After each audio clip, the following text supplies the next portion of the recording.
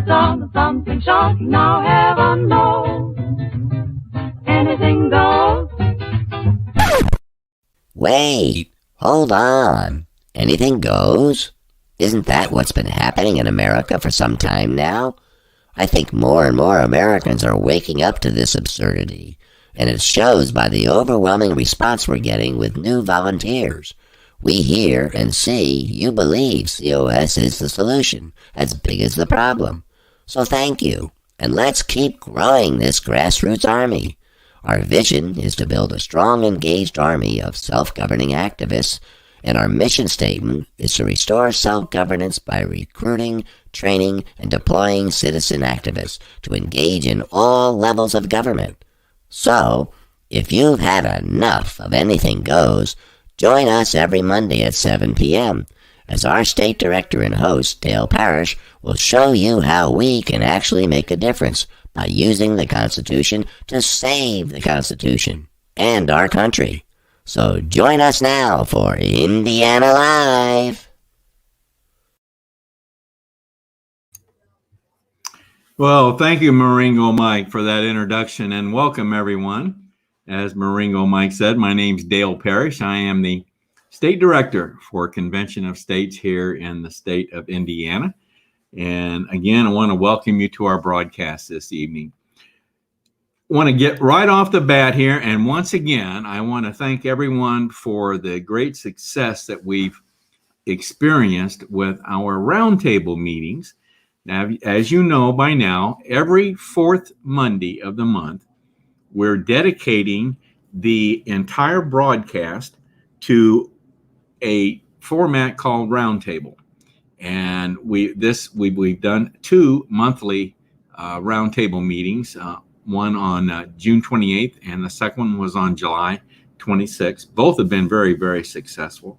So I want to thank you for that success. Now, our next one coming up is August 23rd.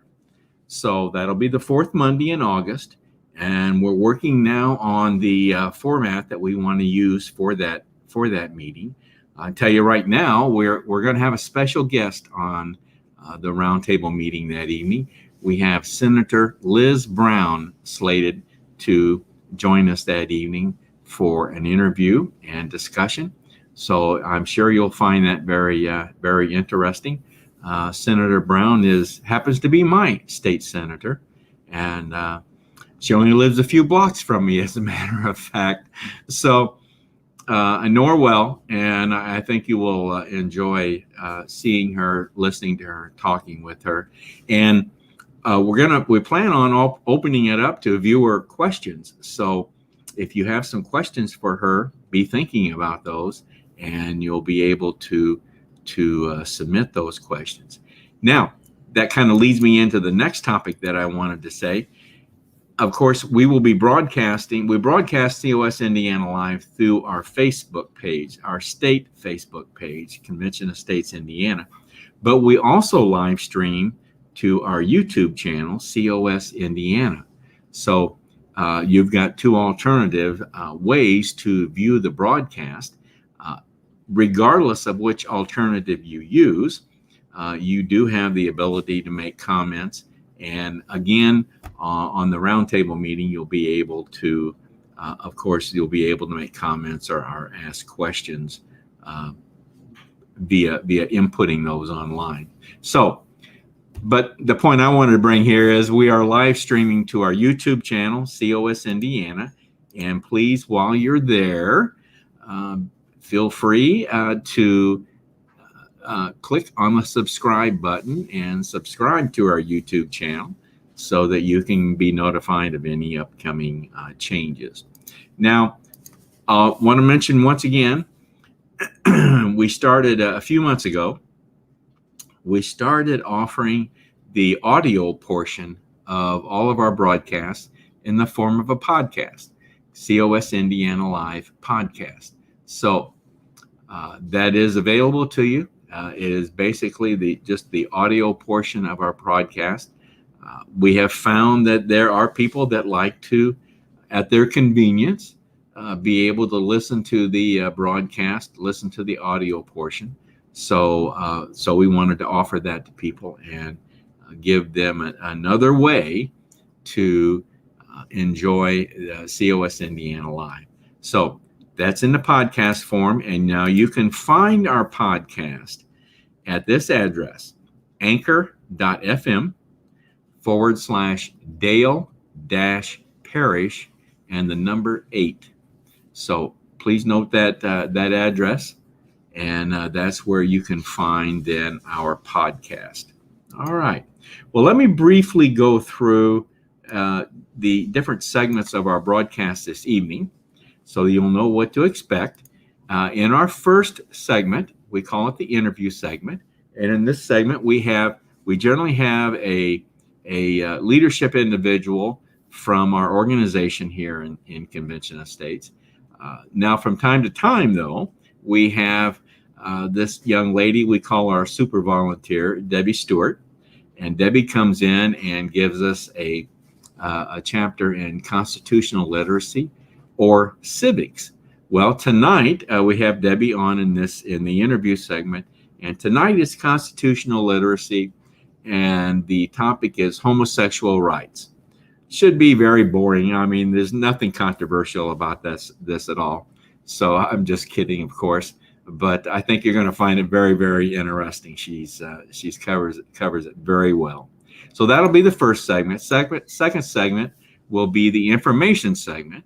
In this segment, I'll bring up my PowerPoint. We'll talk about Convention of States here in Indiana, what we're all about, what we're trying to accomplish, the objectives we've set forward, how we're doing in meeting those objectives. And we'll talk about some upcoming events and something new that we've started just last week, as a matter of fact. And that is to give you a little, some pictures, videos, so forth of events that have already occurred here in Indiana. And tonight, I have a little video that I did at the Allen County Fair in our area here. Just did it last week or week before last. So hopefully you'll enjoy that. I hope to have more videos, certainly pictures, but hope to have some more videos in the future for you, and hopefully you'll enjoy those. So that's what we have planned for tonight in the information segment. We'll also, I'll give you a little idea as who you can expect as our guest on the next broadcast, which will be on August 16th. So that's what's coming up in the information segment. Then we'll look for any viewer comments that maybe we have missed along the way. And if you're viewing tonight and you want to submit a comment or question, feel free to do so. So we'll do that in the third segment. In the fourth segment, I call this contributor segment. In this segment, we have identified in our leadership group here, we've identified certain individuals. We call them COS Indiana Live contributors. And these are people that submit to me brief pre-recorded dissertations, opinions, viewpoints, you might say, about particular topics. And one of our regulars is John Ackerman. And John, we call his contributions John's Journal. So we have another contribution from John Ackerman tonight in John's Journal. And I think you'll enjoy that. They're always very, very good. John does an excellent job. Now, in the final segment, I call this the invitation segment. And in this segment, we'll kind of wrap things up tonight. And then I'm going to invite you to join Convention of States. And I'm going to tell you how to go about doing that. So that'll be in the invitation segment. All right. Well, without further ado, let me get set up here for Debbie, and let's bring on Debbie Stewart, our super volunteer. Hello, Debbie. Hi, Dale. Great to be back. glad to have you. Thank you. Yeah, Debbie's been on vacation. I don't know why people go on vacation, but an awful idea. And believe it or not, folks, now this doesn't happen very often to most people, but Debbie's been looking for a job, and she got hired while she was on vacation, right? Absolutely. The whole thing, the interviews, the offer, and the acceptance in the 10 days I was gone. And I tell you, that is purely a function of today's technology. I guess these were done by Zoom meetings, right? Yep. Zoom type conferences. Mm-hmm. So I'll tell you, it's just, and she was on vacation this whole time, and got hired and got a job off. That's really great. That's really great. Yeah. So Anyway, I'm thankful for that. Yeah, I'm excited. so she's staying with us. Don't worry, folks. She's not going anywhere. She's gonna hang with us here and continue with COS Indiana Live. But anyway, as you heard me say, Debbie, in the opening, that your topic tonight's probably going to be pretty boring for people. I doubt that it'll be. Would you agree? I think everybody needs to go get a Red Bull and drink some caffeine right now. There's nothing going on in town with this stuff. Nothing at all. Okay. Well, let's go ahead. Let's give it a try anyway. Okay. So we want to talk about, this is constitutional literacy. We want to talk about homosexual rights. So take it away, Debbie. Okay. Thank you, Dale. All right, before we get into the meat of the subject, let's just talk about the objectives that Michael Ferris set out for this chapter. We want to understand the right to contract and limits that are placed on that right.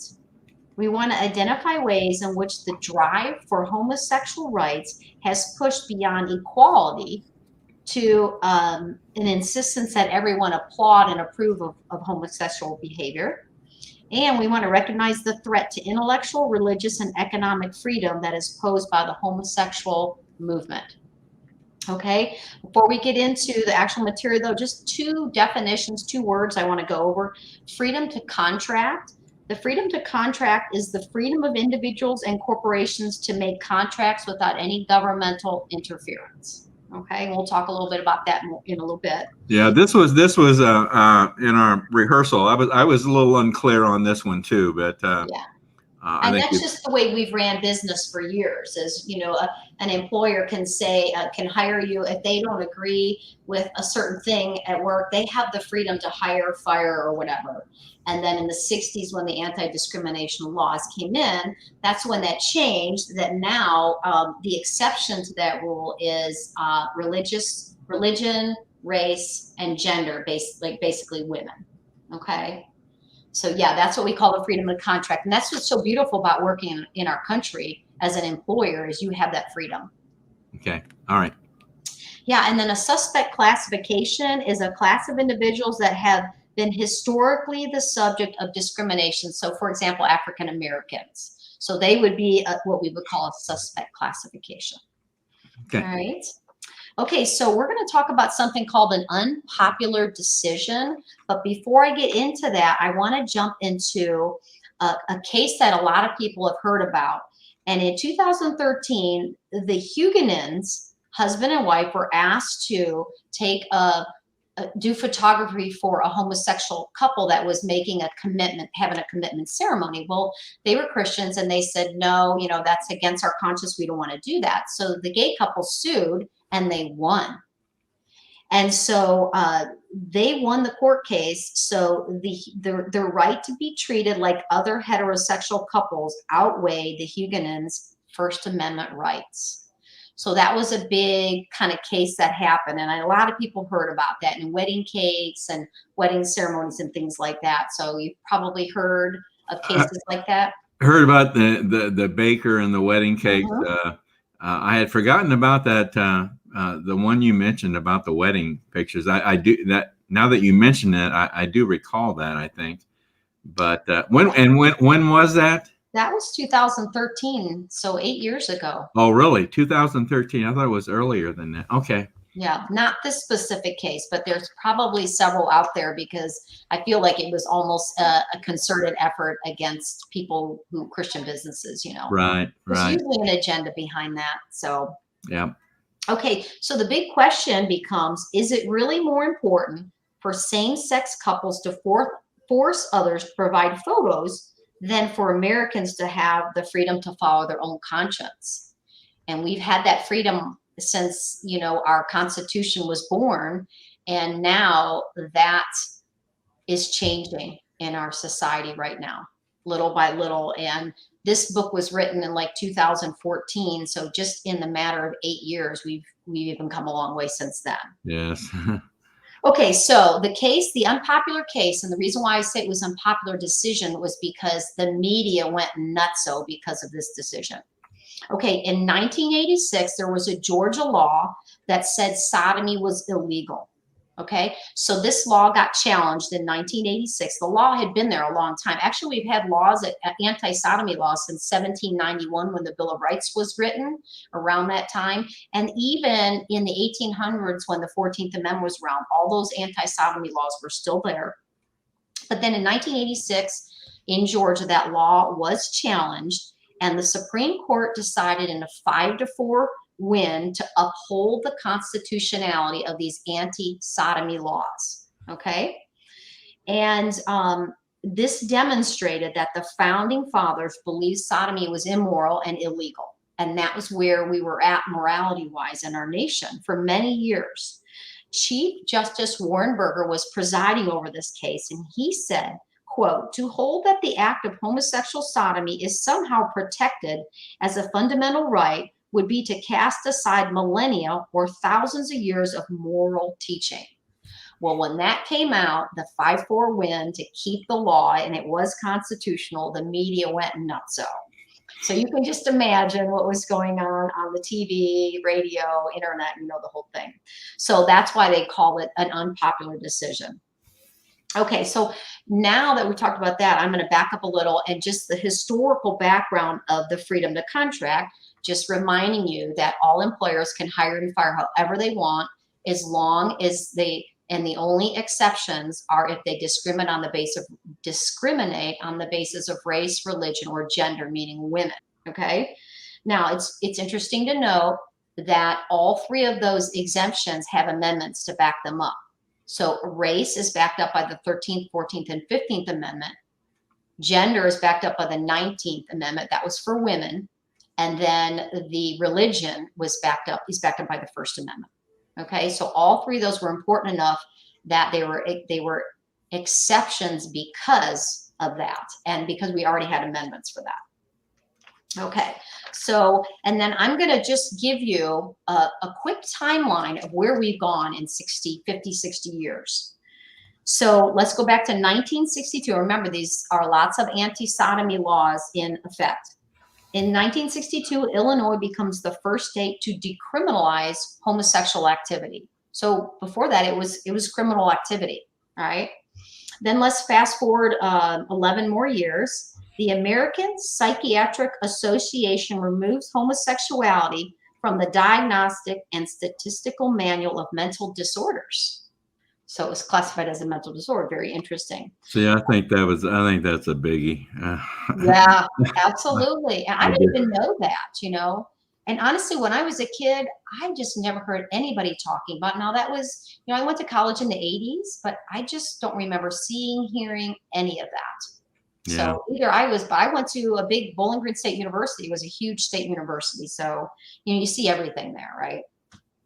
A year later, the first openly gay person is elected to public office. That's 1974.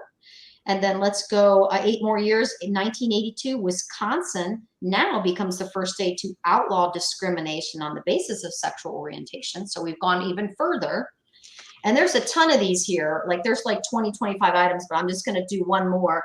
Fast forward again to 2004, and Massachusetts is the first state to legalize gay marriage. So from 1962 to 2004, a little less than 40 years, we went from a criminal behavior to openly gay marriage, and then now we celebrate that. 16 years later, 17 years later, we're supposed to applaud that now too. We're celebrating. Right. So we've come a long way, baby. That's all I can say. Yeah. Okay, so that's just a little timeline. That's so interesting. I'd love to go through all of them, but we don't have time. Okay, an assault on freedom, I think, is next, right? Right. Okay, so now the core question used to be, Does society think that homosexuality is so important that we should change the basic rules of freedom to promote this lifestyle? But today, the essential question is, will homosexuals allow freedom for people like us who believe this behavior is immoral? See how it's changed now? They're the one deciding if we're okay. And you see that in the media, right? Oh, yes. Oh, I mean, Lord. it's crazy. Look, what are examples? Boy Scouts, they started out with no gays in there. Then the Scouts could be gay. Then they said no leaders could be gay. Then the leaders could be gay. In Virginia, social services changed their policy to let gay couples adopt. But the interesting thing was a closer look shows that the policy was intended to cause the agencies who refused to get their license taken away. So there's all this stuff going on to take us one step at a time, further and further away from the founder's intention. Okay, in the 1990s, there were some small victories and some things that happened for the homosexual community, but the biggest victory was in a case called Lawrence versus Texas in 2003. Okay, real quick, what happened is the police got a call that there was a weapons disturbance at a residence. Because of the fact that it was a weapons disturbance, they're allowed to enter the apartment without, a warrant. And when they entered the apartment, there were two men having intercourse. Okay, so that's how this whole thing got started. So the question that the case came up with was, is it constitutional for a state to ban homosexual acts? Well, the interesting fact about this case, it was just like the one earlier, Bowers versus Hardwick, okay? The Georgia law that the Supreme Court sided with, it was the exact same thing, the exact same pattern, but this time the Supreme Court, and this is 2003, so this is not quite 20 years later, 1986 to 2003. They sided 6-3, and they overturned Bowers versus Hardwick. So nothing had changed except the culture. Yeah. And maybe how many Supreme Court justices were liberal versus conservative. So 6-3, they overturned it, but in a very dramatic way. They didn't find homosexuality to be a suspect classification like African Americans. They did not even find the right to practice homosexual acts as a fundamental right. And it's interesting too, to interject, the state of Texas even argued that there was a rational connection between the anti-sodomy laws and the preservation of morality. Like they were almost like, they could really show you that because they had these laws, they were able to preserve morality. But the interesting thing about our shocker alert Supreme Court is that the majority opinion on this case decided and said, quote, the preservation of morality is not a legitimate state interest.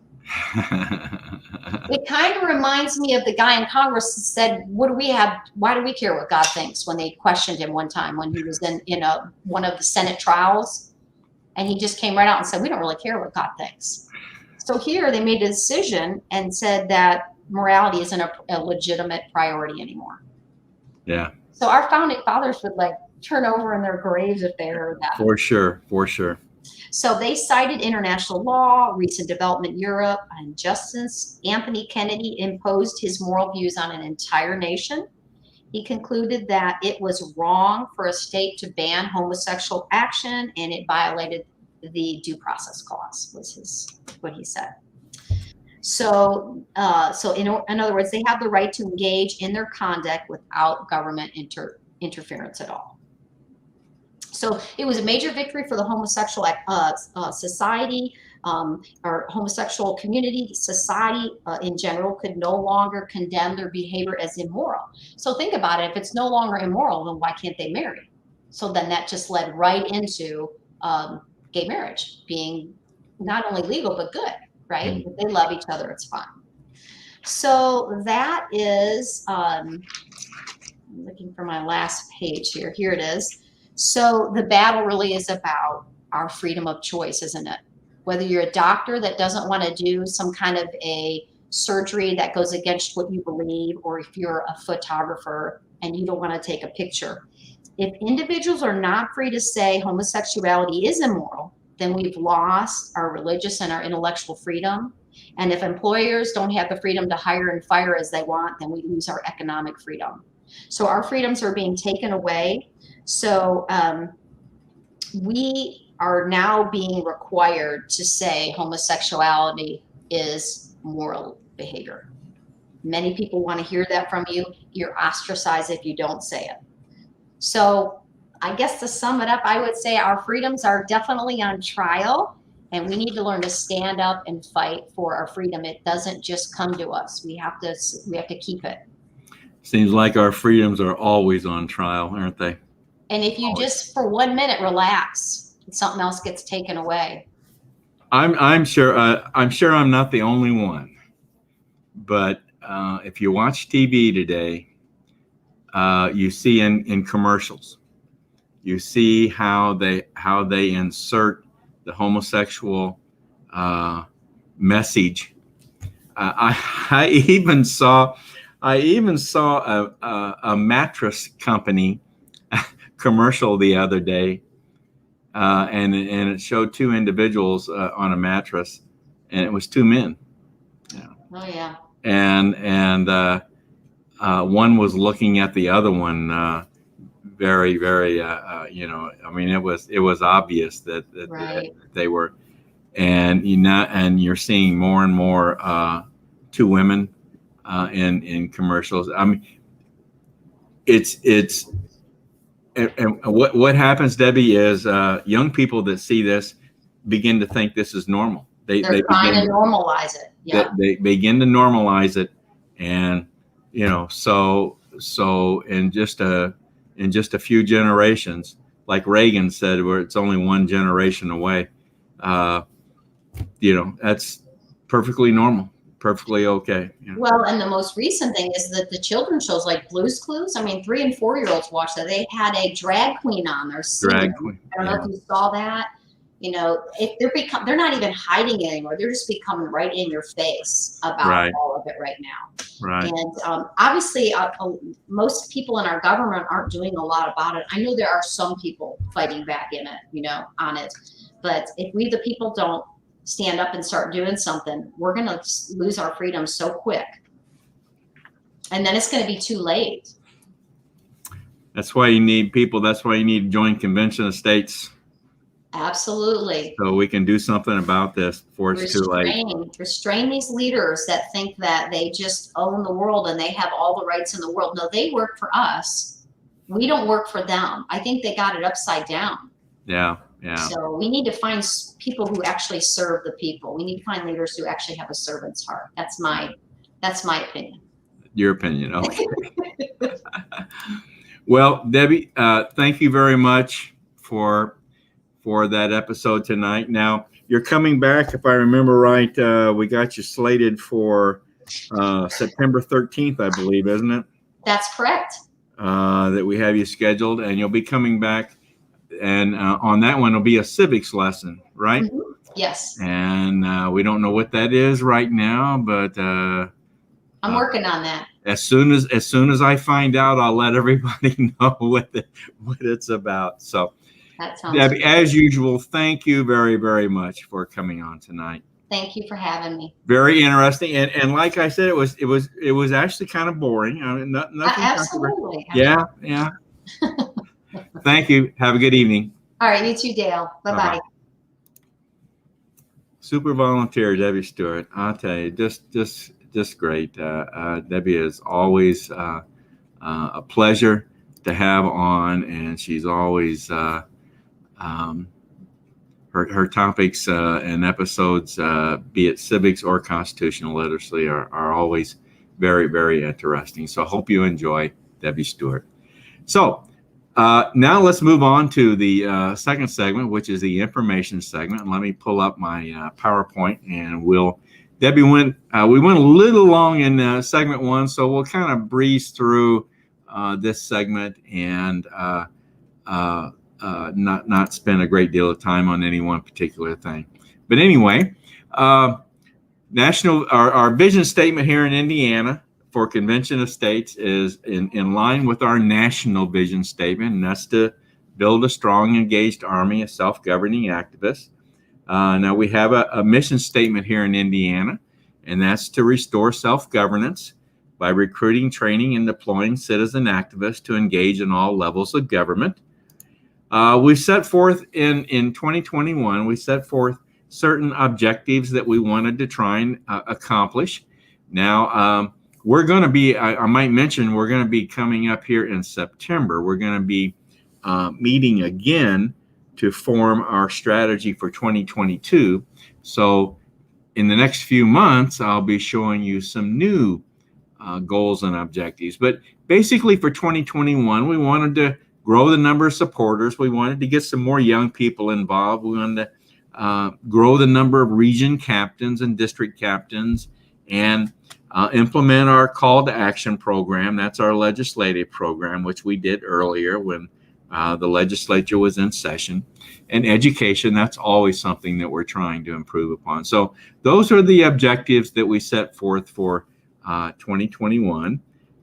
So resources that we have available to us here in Indiana, our main resource is our national website, conventionofstates.com. You're going to hear us make reference to this website frequently. Now, embedded in the national website is our state webpage, conventionofstates.com/Indiana. Social media platforms, main ones are Facebook, our state Facebook page, Convention of States Indiana. YouTube channel, COS Indiana. That's very much an educational resource for us. We also post recordings of our broadcasts on Parler, Rumble, Twitter, LinkedIn, and a few other platforms as far as that's concerned. Our state newsletter. Now that is something that is really a great publication. We're getting a lot of attention on our state newsletter.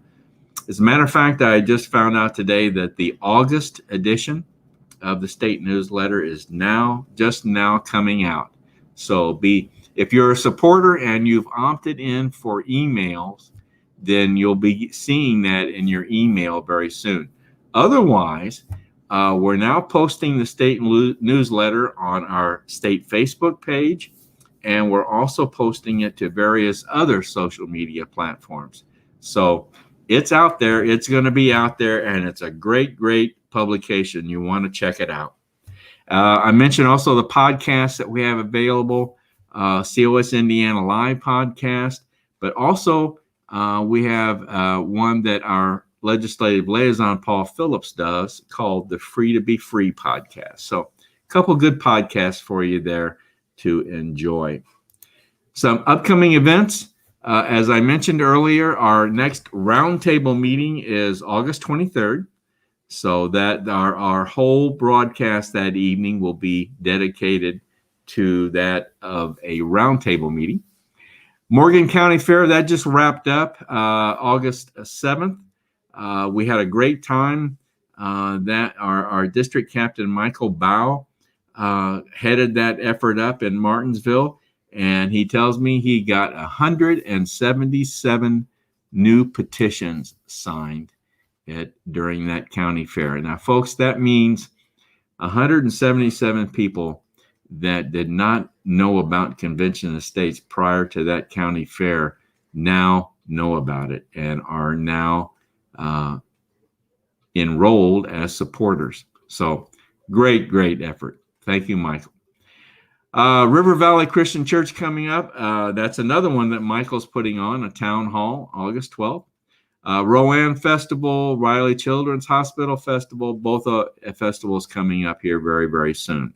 Now, in this segment, I want to play a video for you that I did. I mentioned earlier, this is a video that I did at locally here. I live in the Fort Wayne area in Allen County, and our Convention of States people in this region put on this information table. This is an information table. This is what we do at county fairs, festivals. We'll do them at gun shows, car shows, in any event where people gather and that are good venues to talk about convention of states. So this is what we had set up at the Allen County Fair, and I went out there and one afternoon and visited with the two ladies that were manning the information table that afternoon, and I want to play for you this video that I did for them. So here we go.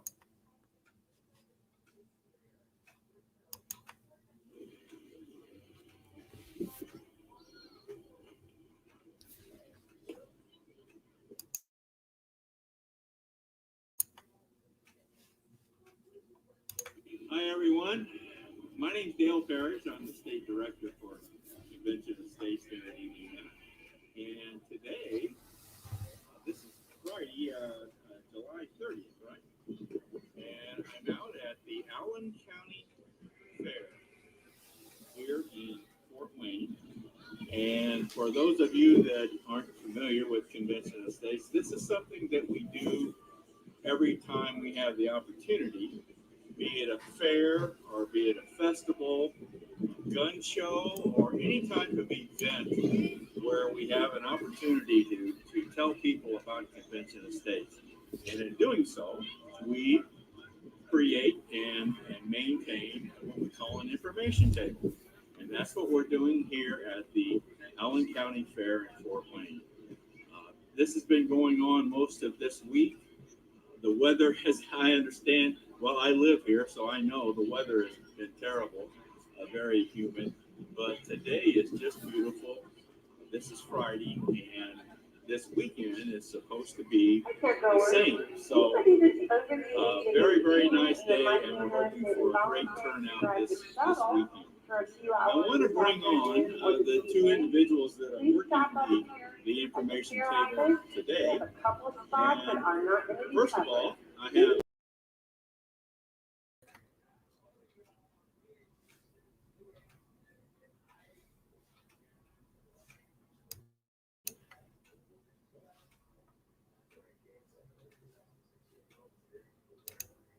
Vicki Maury. Hi, Vicki. Hello.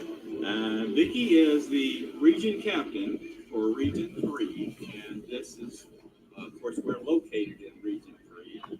So, Vicki, how have things been going this week? It's been going pretty well. It's been a little slow, I think. I think evenings are a lot better. There's a lot more traffic, a lot more activity. The rides are running, and there's more people. But it's been pretty steady. Good. And how many petitions have you signed? Just an estimate so far, would you guess? About 75. About 75. That's terrific. 75 individuals that didn't know about Convention of States prior to coming in contact with this information table. So that's really great. That's really great.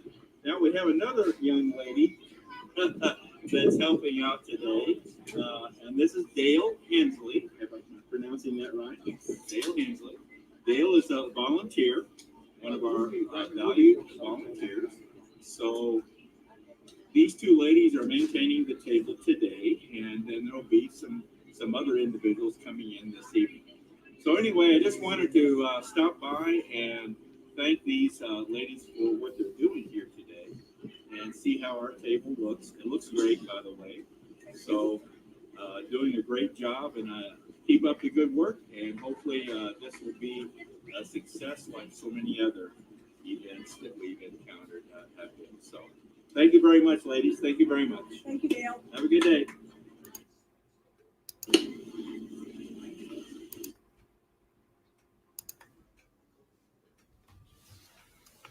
Okay, well, that was sorry that video probably didn't play very well, but I know I think the next time I'll try that. I'll do that a little differently, but hopefully you were able to hear and watch that.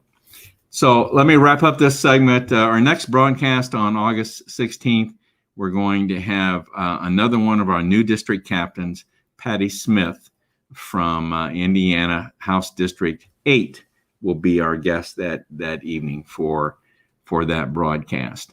So That's it for segment 2. And I want to now jump into, let me see if we got any comments here that we can show.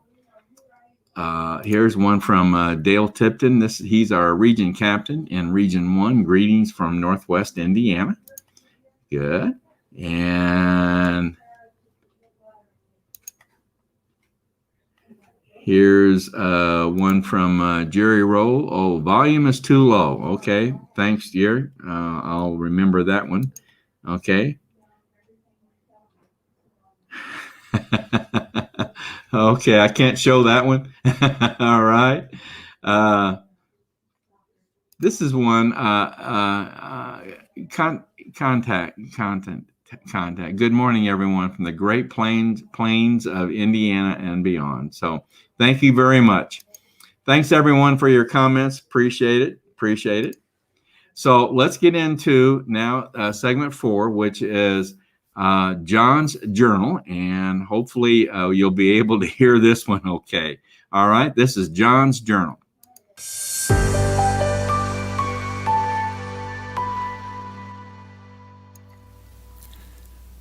John Ackerman for Convention of States, Indiana.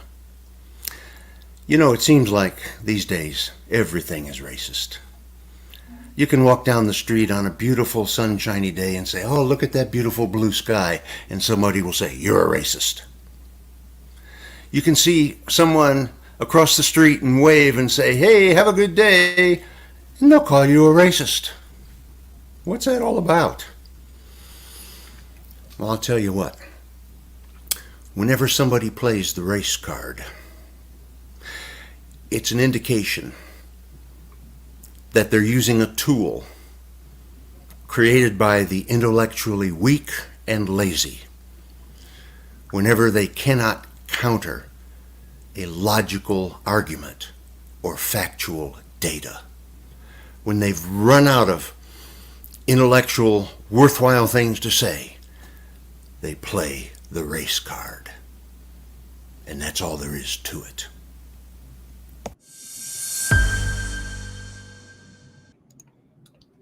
All right, John's Journal. Always enjoy John. He always has a good contribution for us.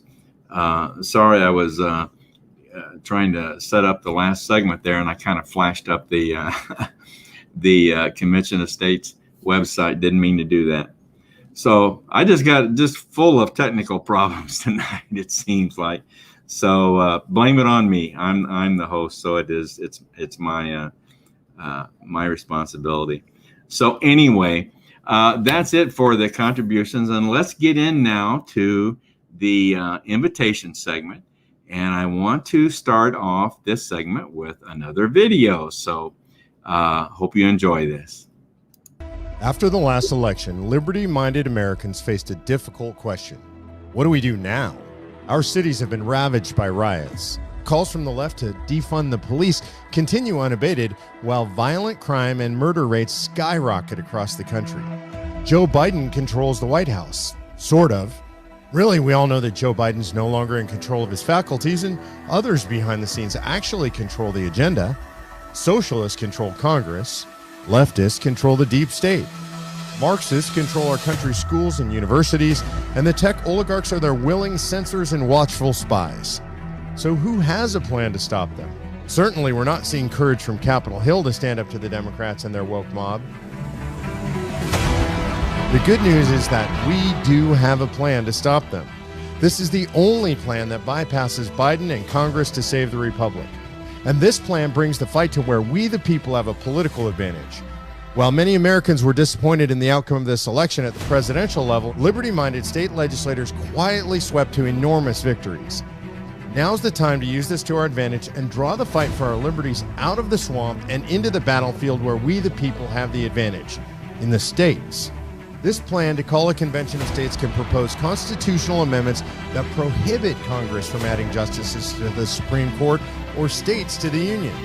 This plan can secure our Second Amendment rights. It can eliminate the woke Department of Education, and it can stop the federal government from taking over the state election process. You need to know that this plan's underway already, and it's working. Join 5 million supporters and citizen activists, along with my friends Mark Levin, Rand Paul, Ben Shapiro, Glenn Beck, Mike Huckabee, Sean Hannity, and many, many more. The Convention of States, ultimately, fundamentally, the way to secure our republic. Washington is so broken it may not be fixable, and that the only way you'll truly get reform is by having a convention where people decide, you know, we need to have term limits, or we have to have a balanced budget amendment. I have endorsed it, and I believe very strongly that it's the only way we're ever going to get a balanced budget amendment.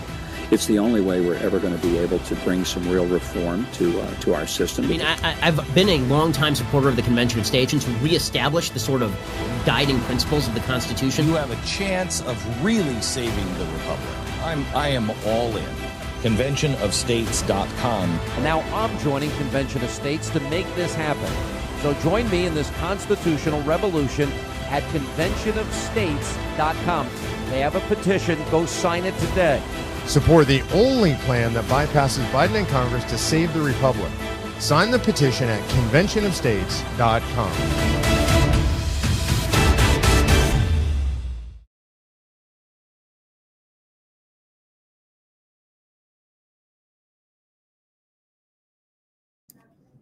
Sorry, another technical problem. I forgot to unmute myself. The plan Mark is talking about there is, according to Article 5 of our Constitution, there are two ways to amend the Constitution. One of the methods to amend the Constitution has never been done before, and that's calling for a convention of states. A convention of states to propose amendments to the Constitution, and that's what we're trying to make happen. It requires 34 states to sign on and to pass a resolution calling for this convention. We already have 15 states that have signed on, and we need to get to 34 to make this happen. Now, any proposed amendments that would come out of the convention would, of course, then have to be ratified, just as if Congress had proposed an amendment. And that requires 3/4 of the state legislatures to ratify, or 38 states. So, folks, we're not making this up. This is right in the Constitution in Article 5. And that's what we're all about. We want to see this convention happen. We want to focus on a government spending. We want to focus on restraining government reach, government overreach, and we want to address term limits. So those are the three areas that we want to see a convention held to address. So that's what we're all about, and that's what we're trying to accomplish. Now I'm going to do my best here to show you how to go about joining Convention of States and getting and becoming part of our family here. First of all is to go to our website. Here's this national website I mentioned to you before, ConventionofStates.com. Open an account, become a supporter, sign the petition. Look down, there's plenty of information here for you. And before I go further, I want to mention, if you look up here at the top, the tab called Resources, there's a great deal of information there that you can read about that tells you much, much more about Convention of States, and much of the information is right there on the website. But what I want to call to your attention here is opening an account, sign the petition. That makes you a supporter, and that is a very, very important step to take.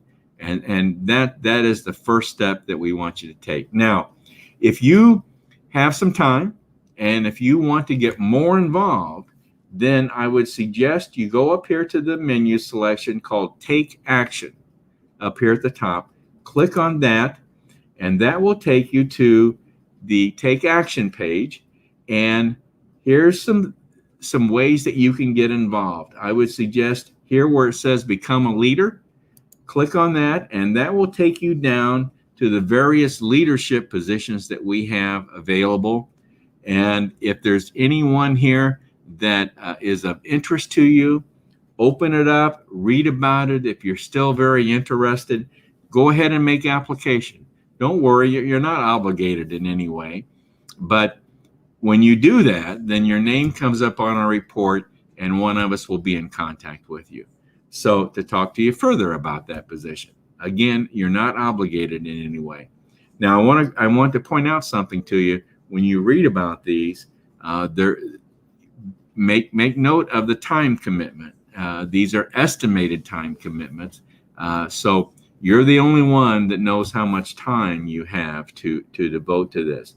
But that's how you get involved, and that's how you join Convention of States, and that's how you can further get involved with our movement and our family here.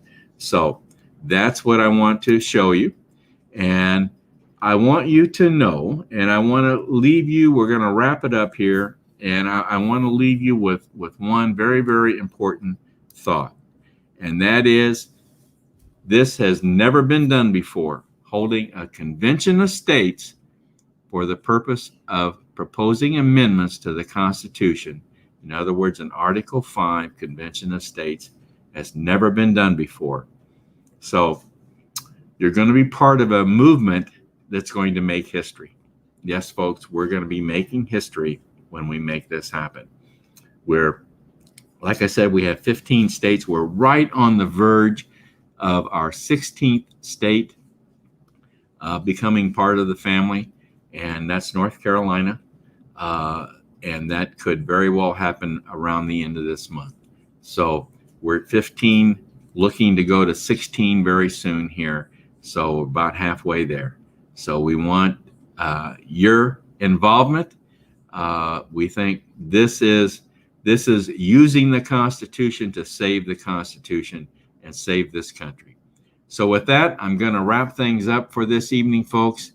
Look forward to seeing you next Monday evening, and hopefully I'll get all the technical problems resolved and give you a better broadcast next Monday evening. But having said that, then I want to say good night to everyone and have a good evening. Good night.